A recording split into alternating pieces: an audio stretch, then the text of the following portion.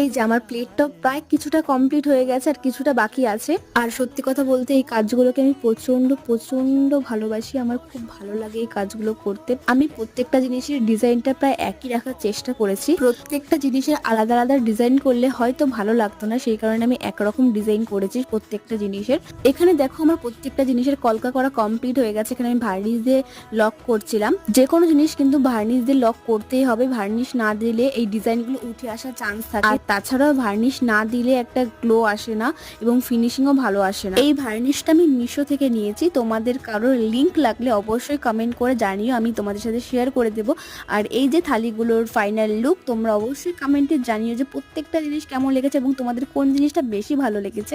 আমার তো গ্লাসের ডিজাইনটা বেশি পছন্দ হয়েছে। আর তোমরা যদি তোমাদের স্পেশাল দিনে এরকম সুন্দর সুন্দর থালির ডিজাইন আমার কাছ থেকে করতে চাও তো অবশ্যই স্ক্রিনে দেওয়া নাম্বারে যোগাযোগ করো। দেখা হচ্ছে নেক্সট ভিডিওতে, বাই।